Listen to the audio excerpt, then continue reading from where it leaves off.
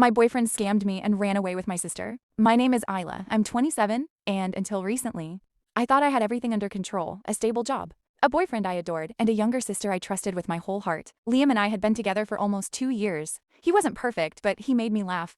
He was the kind of man who sent good morning texts, remembered small details, and made me feel seen. He worked freelance in digital marketing, or at least that's what he told me. I never questioned it. He always seemed busy, always on his laptop. My sister, Nora, on the other hand, was the wild one. 2 years younger than me, she was impulsive, flirtatious, and somehow always in trouble. But she was also my best friend. We had survived a rough childhood together, parents who fought too much, money that never stretched far enough. I used to think that it made our bond unbreakable. I was wrong. It started small. Liam and Nora began spending more time together, supposedly working on a project. He said he was helping her with her photography portfolio. I didn't think much of it at first. Liam was good with a camera, and Nora had always been into art. I even thought it was sweet that they were getting along. But little things started to feel off. Messages deleted from his phone. Inside jokes I didn't understand. Nora suddenly showing up in clothes I'd seen Liam buy online and claiming she borrowed them from a friend. I ignored the red flags because I wanted to believe the people I loved wouldn't hurt me. Then one Friday, I came home from work to find the apartment half empty. Liam's clothes were gone. His laptop.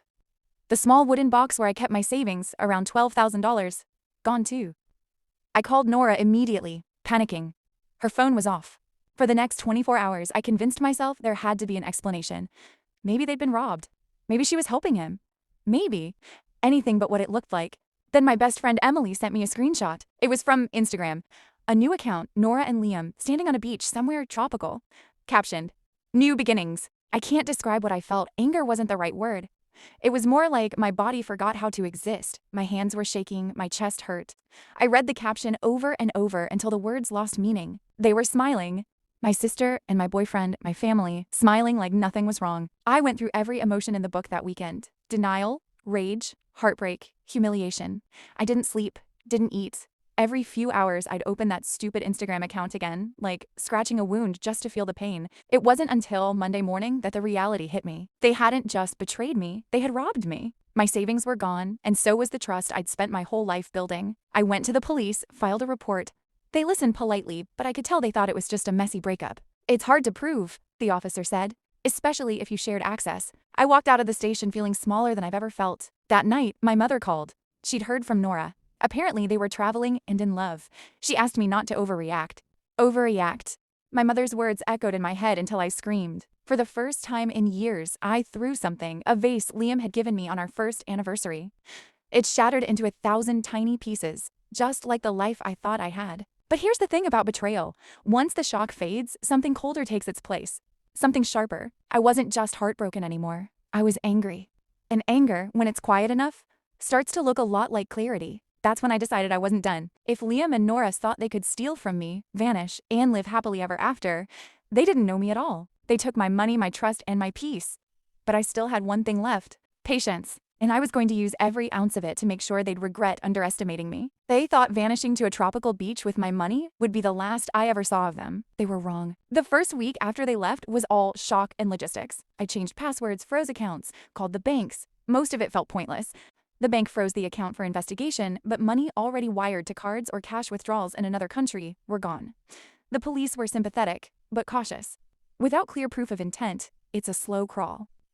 I learned 2 ugly truths fast. Legal systems move at a glacial pace, and betrayal teaches you who will stand with you. Emily didn't. She held my hand through the first night and then went quiet when family pressure arrived. My mother called twice a day, alternating between pleading and lecturing. "Maybe they'll come home," she said. "Maybe Nora's in love." Her voice sounded small when she said it, and a part of me wanted to cry for her too, for the blind affection that let her forgive easily. But for me, forgiveness wasn't on the table. Not yet. So I did the only thing I could do that felt like action. I collected everything: bank statements, text threads, emails, receipts. The screenshots Emily sent me of that Instagram post became important evidence. A location tag, the comments, the photo metadata, small threads I could pull. I also dug into what Liam had said about his work. Freelance digital marketing was a flattering term for a guy who lived off gigs and cash. I contacted every client he'd bragged about. Some confirmed invoices Liam had shown me were fabrications. One accounting manager told me Liam had invoiced work he'd never delivered. That was a lead, and in the way the world spins, leads turn into leverage. I hired a lawyer. I won't lie, it felt extravagant, but necessary. She was sharp, and when I told her the story, she didn't gasp or murmur. She said, "We're going to follow the money." She traced transfers, identified accounts, and served subpoenas. Within weeks, we had enough to reopen negotiations with the bank.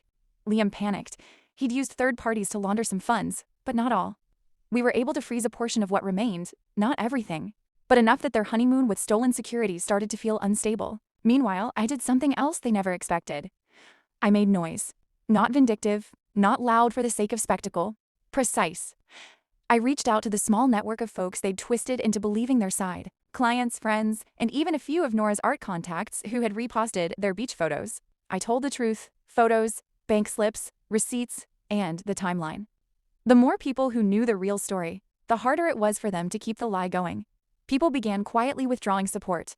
Clients stopped replying. Followers who'd once cheered them on slid away.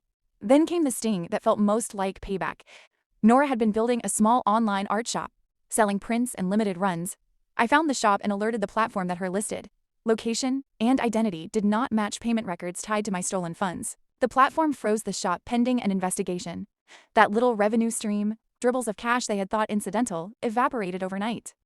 I watched as the comments on her last post dwindled, as followers left, as the curated life faltered. Weeks blurred into months.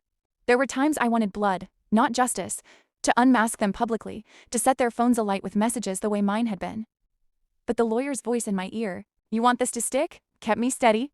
Public spectacle could have helped me feel better for a night, but it could have also handed them sympathy and more opportunities to distract the narrative. So I played the long game. The legal path didn't close fully. We recovered maybe 30% of what was taken after fees and fights, but the most meaningful recovery wasn't monetary. I reclaimed my agency. I was the one calling, the one pressing, the one refusing to be gaslit into silence. That changed something. People started to treat me differently. Clients who had questioned me before now apologized. Friends I hadn't heard from returned with awkward messages and thin offers of help. Some relationships withered. Others were reset in a new honesty.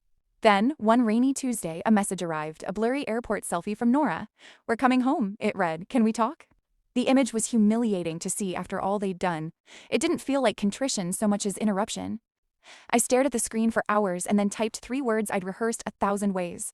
No, not yet. They did come back, 2 shell-shocked silhouettes at my mother's door, pleading for forgiveness, for some easy reunion that would smooth everything over. My mother sobbed. Our family fractured into shouting and bargaining. I listened to Nora apologize, knees shaking, voice small.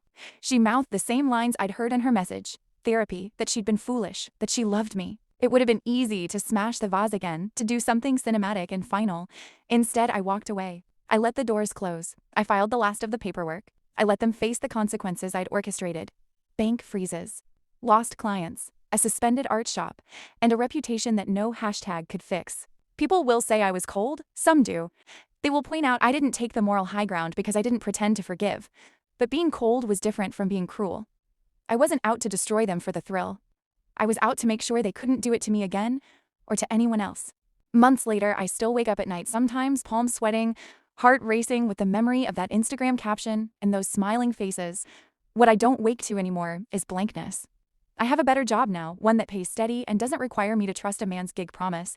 I'm rebuilding my savings more cautiously and with fewer people given direct access. And the sister? I don't know when or if that will be repaired. Nora's face in family photos now looks like a stranger's. Sometimes, I imagine a future where distance has taught both of us something. Humility, accountability, maybe quiet sorrow. But I'm not holding my breath. In the end, the lesson wasn't about revenge being sweet. It was that people who hurt you and run with your life in hand should not get comfortable. I took what I could get back and I made them small again. Not by spectacle, but by paperwork, patience, and persistence. That felt like justice. That felt like survival.